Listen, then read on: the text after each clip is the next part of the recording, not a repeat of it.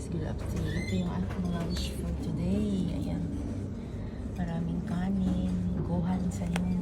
This is yung kubachi na kabutya yung nitamono ang tawag doon. May mirin, sake, yung cooking, siya ba?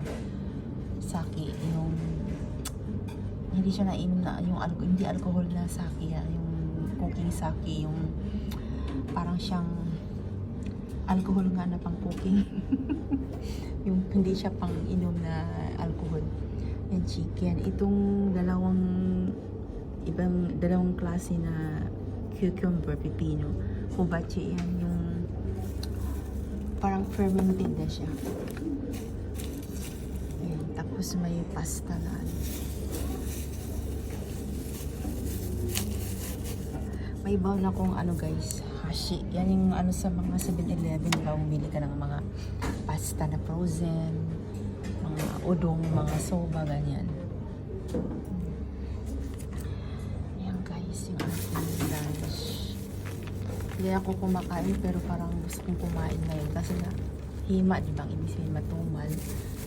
Tapos konti lang sa sahurin mo plus pagkain mo pa dito. Wala na. Mga hukin-hukin pa yan. 5 hukin kaya sa fish week namin guys. 5 klase yung hukin namin dito sa Japan. Kaya wala nang matitira sa sahod. Naabot ng 20 kalapad dahil tumal na yung workplace namin.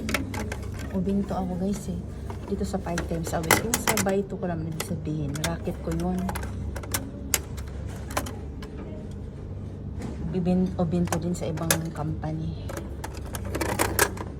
Agency ako doon dito kasi direct ako. Manganta yun. May udto guys sa Bisaya pa. Let's eat sa English, Tagalog, Filipino words. Kakain po tayo. Ayun na. Bye-bye. See you next time in my video. Thanks for watching.